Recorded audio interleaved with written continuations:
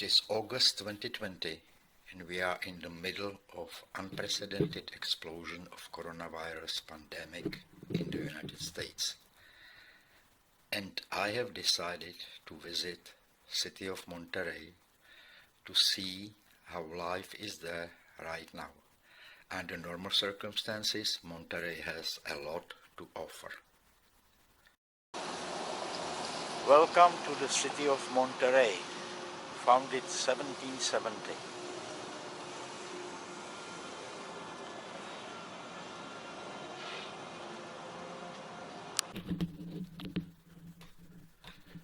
Well over 4 million visitors come to the Monterey Peninsula each year. About half of them visit Monterey Bay Aquarium. They stroll along Canary Row, also captured in Steinbeck's novel of the same name.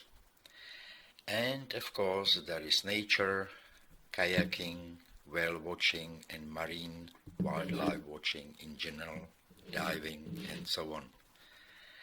And did you know that for wine lovers there is not only Napa Valley, but Monterey is also a wine region?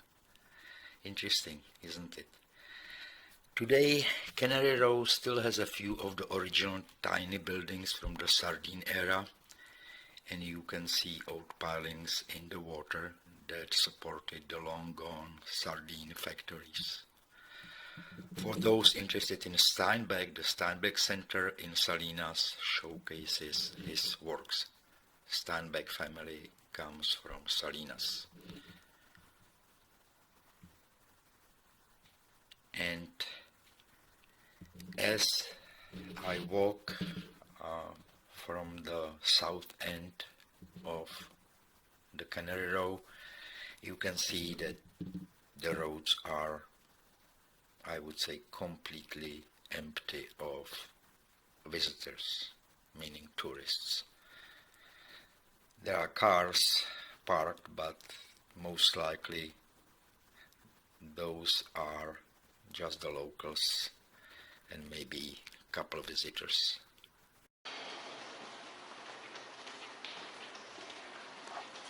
Well, hello there, landlubber. I be Salty, and welcome to Salty's Souvenir Pennies. Oh.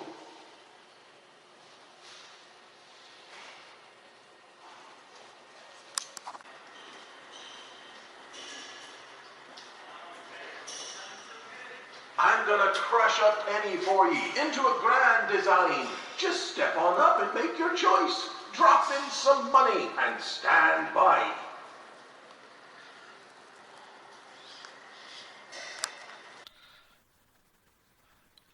I'm just a few steps away from Canary Row, the main street, and at the end maybe you can see small white building.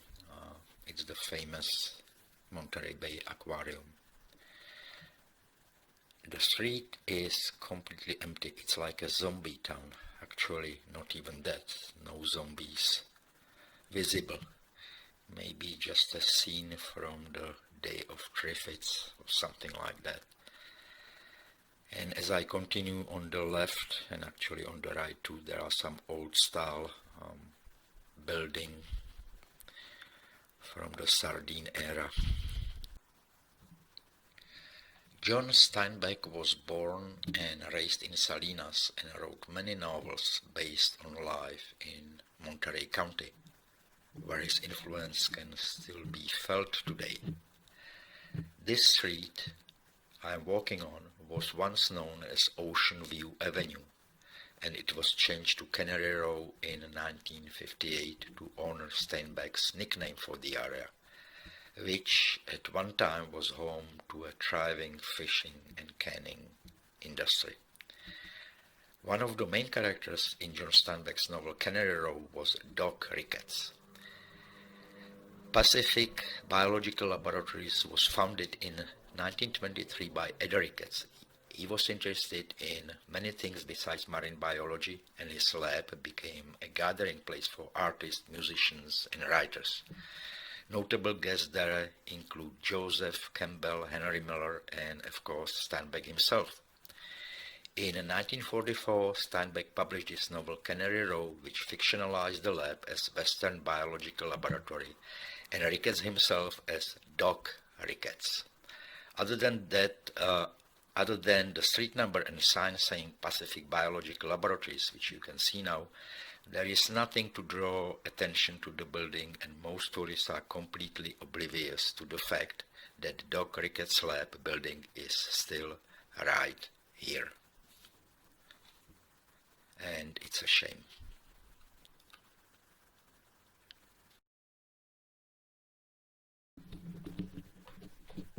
Monterey Bay Aquarium is known for its regional focus on the marine habitat of Monterey Bay. It was the first to exhibit a living kelp forest when it opened in 1984, and it was also the first to successfully care for and display a great white shark. The organization's research and conservation efforts also focus on sea otters, various birds and tunas, and so on. Early proposals to build a public aquarium in Monterey were not successful until a group of 4 marine biologists from Stanford University revisited the concept in the late 70s. And the aquarium was built at the site of now defunct Sardine Cannery and has been recognized for its architecture by the American Institute of Architects. And it has won numerous awards for its exhibition of marine life, ocean conservation efforts, and educational programs. Now you can see it's completely empty. No one inside. It's closed, obviously. Obviously, the COVID effects are visible. Here you can see aquarium in happy times. Here is some of the exhibits inside that you can see, or you could see, and hopefully will be able to see in the future again. Usually there are many people visiting, especially during the tourist season, but year-round there are lines to get in, and it's a very busy place with very interesting exhibits. So hopefully we will be able to see it again, hopefully soon. Howden Cannery once stood here. So this is the end of Canary Row, and there is still some interesting stuff to see. You can rent this and take a ride. Early Chinese fishermen. You are in the center of what used to be one of the largest Chinese fishing villages on the west coast. From 1853 to 1906, this was the region's Chinese cultural capital.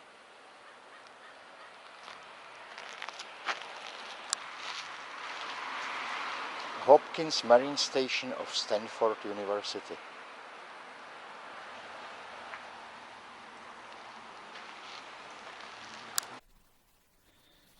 Here you can see signs of the building alerting people to the fact that there are several kinds of salmon living in this area. And while it's certainly interesting, there is something else I want to talk about. One of the activities that are still available now is whale watching. During the spring and summer, northwest winds push the surface water in the bay offshore, replacing it with cold water from the great depths. And these waters are rich in nutrients, fueling the growth of plankton, the basis for the sanctuary's rich marine food chain.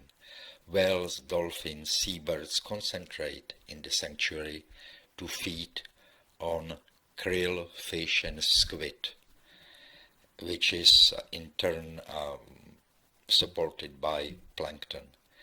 These extremely rich waters are centered along the submarine canyons that are very deep, that come close to shore, and that's the perfect place for whales and dolphins to feed. That means that you don't have to go out very far to see them. And there are many commercial outfits in the Monterey Harbor which offer whale watching boat trips from 3 hours to much longer, and I have always seen the whales no matter how long or short the trip was. So, what is the conclusion? Well, activities in Monterey Bay are limited, understandably, but if you are in the area or within a driving distance, it's still worth a visit in my opinion. You will have the place almost for yourself, no fighting with tourists, waiting in lines, etc., etc.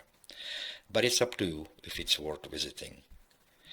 So, if you liked today's trip, please subscribe below, give a thumb up or post a comment. Take care of yourself and see you next time. Goodbye.